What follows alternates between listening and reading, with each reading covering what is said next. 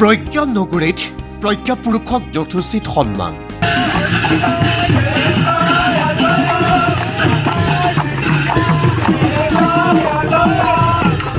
নলবাৰীৰ গৃহগাঁৱত এয়া প্ৰবীণ সাংবাদিক হাইদুৰ হুছেইন।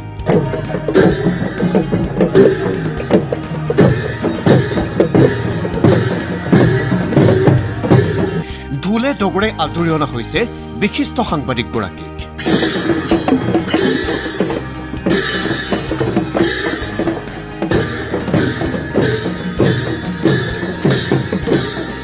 প্ৰবীণ সাংবাদিক তথা বিশিষ্ট বুদ্ধিজীৱী হাইদুৰ হুছেইনক এইদৰে নলবাৰীৰ নিজ গৃহগাঁৱত জনোৱা হয় ৰাজহুৱা সম্বৰ্ধনা।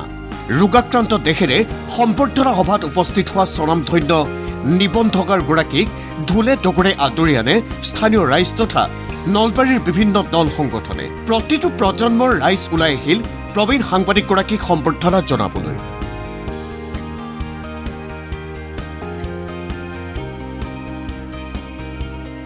সাংবাদিকগৰাকীলৈ আগবঢ়োৱা হয় গণকণ্ঠ উপাধি। লগতে উন্মোচন কৰা হয় বিশেষ অভিনন্দন গ্ৰন্থ।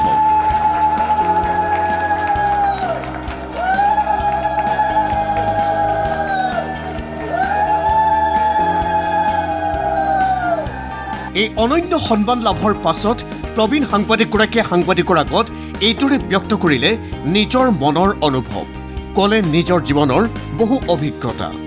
নলবৰীয়া ৰাইজে মোক যি ৰাজহুৱা সম্ভাৱনা জনাইছে তাৰ দ্বাৰা মই অসুস্থ দেহেৰে নলবৰীয়া ৰাইজক, বিশেষকৈ বৰিৰতা অঞ্চলৰ ৰাইজক আৰু উদ্যোক্তাসকলক শ্ৰদ্ধা জনাইছোঁ। মই গোটেই জীৱনটো একো কৰা নাই, কিন্তু নকৰাৰ মাজতে কিবা কৰিছোঁ বুলি আজি মোৰ উপলব্ধি হৈছে।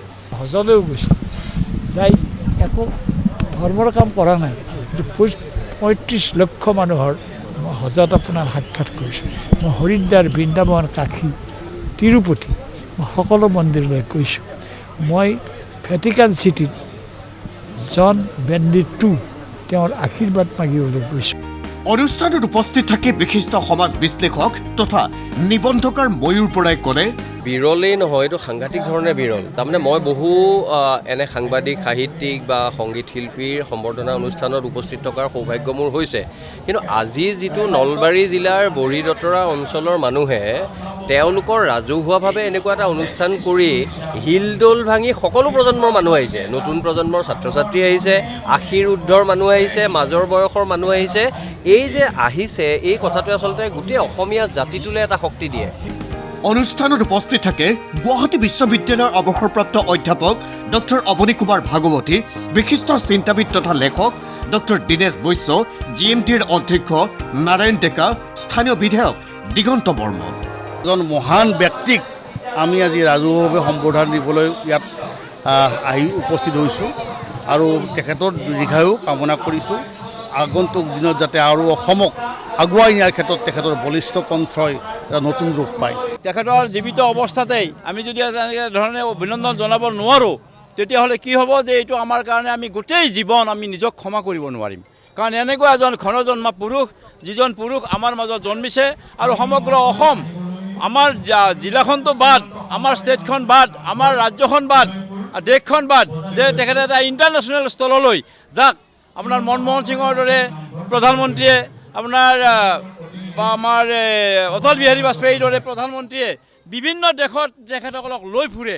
13খন দেশত 26খন দেশ তেখেতে মানে ভ্ৰমণ কৰিছে। শনিবাৰ দিনটো এইদৰে বিশেষতকৈ যেন বিশেষ হৈ পৰিল প্ৰবীণ সাংবাদিকগৰাকীৰ বাবে। আমি ND24ৰ পৰিয়ালেও প্ৰবীণ সাংবাদিকগৰাকীৰ সুস্বাস্থ্য আৰু দীৰ্ঘায়ু কামনা কৰিলোঁ। ভিডিঅ' জাৰ্নেলিষ্ট পৰাগৰ সৈতে নলবাৰীৰ পৰা ভাস্কৰজ্যোতি ডেকাৰ ৰিপৰ্ট, ND24।